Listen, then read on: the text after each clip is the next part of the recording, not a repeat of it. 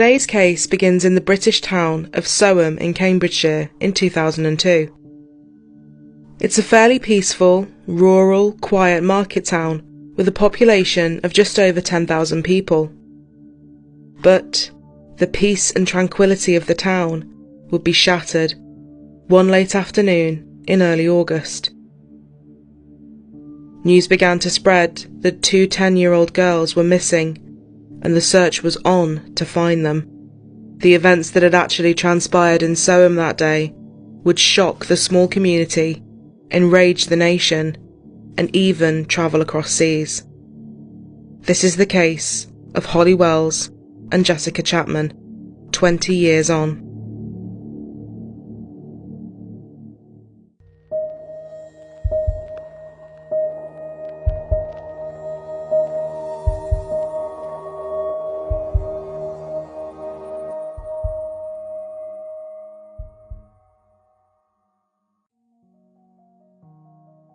Soham, Cambridgeshire. Two of the families that called this town home were the Wellses and the Chapmans. 10-year-olds Holly Marie Wells and Jessica Amy Chapman, born to Kevin and Nicola and Les and Sharon respectively, were the closest of friends. They were playful, fun, and loved the outdoors, spending almost every day together, in school and out of it. Holly was a little quieter, and Jessica was a lot more outgoing, but they complemented each other perfectly. Everyone said they bounced off each other really well, never failing to make the other laugh, and never having any fights. One thing that made them closer still was their love of sports, and they would often watch and play football together.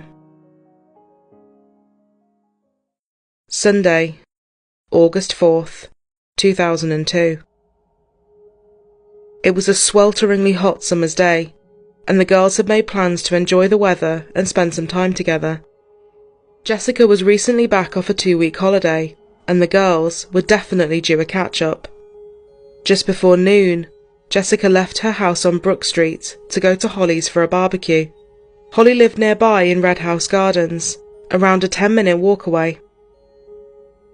On holiday, Jessica had bought Holly a necklace with the letter H and 2 dolphins on it, and she carefully packed this to take with her. The girls and their friend Natalie played some games at Holly's and listened to music for about half an hour before Natalie went home.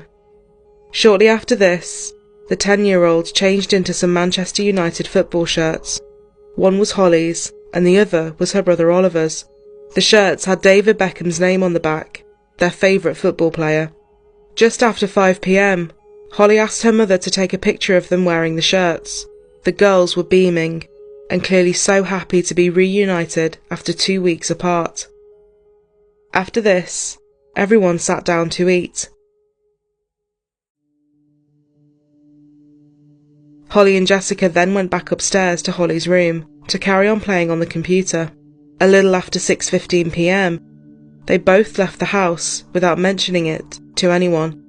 Just before 6:30, CCTV in a car park outside a sports centre captured the girls walking together, and it is thought that the direction they were going in was to one of the shops to buy some sweets. They then walked along a path which led to Soham Village College.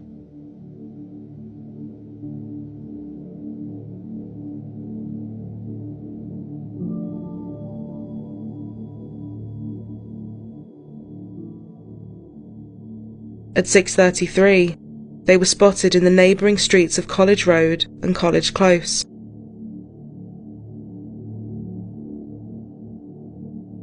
At 8 p.m, the families, thinking the girls were upstairs, realised they were actually not in the house, and after a search of the area, Holly and Jessica were reported missing just before 10 p.m.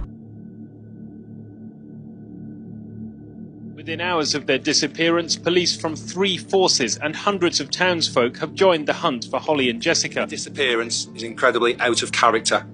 They haven't been missing before. Very well balanced, very bright young girls. Everyone was rattled by the girls' disappearance, and it seemed something was very wrong right from the beginning. They knew the area well, and most people knew them, so the idea that they had simply walked off and gotten lost seemed very unlikely. The community looked out for each other, and everyone was in agreement that if someone had seen them or recognised something was wrong, they would have stepped in to help. The police based their headquarters at the girls' primary school, and it's safe to say that the disappearance of the girls took over the media and was front-page news for most days. It's now the biggest investigation into missing children the force here has ever undertaken. The photo of the girls in their football shirts taken just hours before they had disappeared was released to the media, and is one we think many will remember. The search parties were huge and growing by the day, and people were travelling from everywhere to report on the case and help in any way they could. Police had looked over the girls' primary school as well as the secondary school just down the road, Soham College. But nothing turned up. As the days passed, although police didn't say it, it was becoming clear that Holly and Jessica had probably been met with harm. This afternoon, both Holly's and Jessica's parents joined the police in making a desperate appeal for help. I don't allow her up the street on her own at all. At all. We don't allow her anywhere on her own. So they both be frightened. Jessica doesn't like the dark. We love them so much. We just want them to know. Just anyone who's got children must know what we're going through.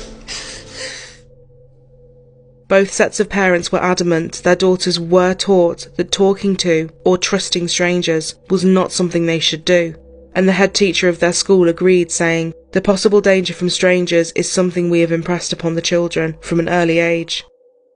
This made the police think they had potentially been approached by someone they knew and possibly trusted. The reward for any information about the girls was now sat at a huge £1 million. Investigators questioned every registered sex offender in the Cambridgeshire and Lincolnshire area.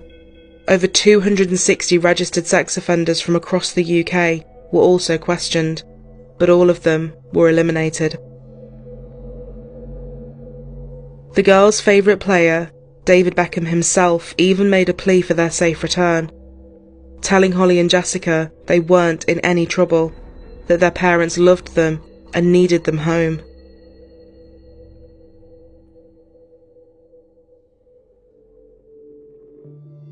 One person that was keen to talk to police and share his story was the caretaker of the secondary school, Soham Village College, 28-year-old Ian Huntley, and he was someone that fast became a regular face in the media. Jeremy Thompson was the presenter for Sky News at the time, and he secured what would become widely circulated interviews. 15 p.m. The timeline on that Sunday night, the 4th of August, puts the girls here, right in the forecourt of the village college, the local education centre. We know they'd been to the sports centre just across the road a few minutes before to buy some sweets and were carrying on walking through what would have been very familiar territory. Their primary school, St Andrews, is just across the back of the village college here. Seemed fine, very cheerful, happy, chatty. I didn't see anything untoward, nobody hanging around.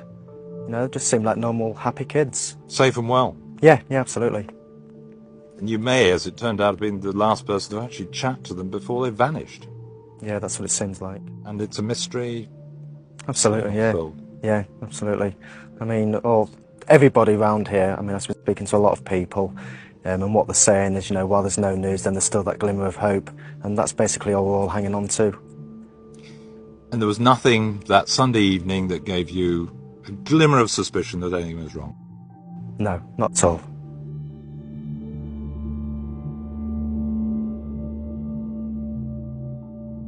He declared himself to be probably one of the last known people who had seen the girls that day. Ian and his partner Maxine Carr lived together, having met in Grimsby in 1999. They then moved to Soham for their jobs in 2001. 25-year-old Maxine was actually a teaching assistant at the girls' primary school. Holly and Jessica adored her and would often draw her pictures and write her notes. A month before, in July, Maxine applied for a full-time teaching assistant position at the school, but she was unsuccessful. Holly had burst into tears when she had found out, and gave her a hand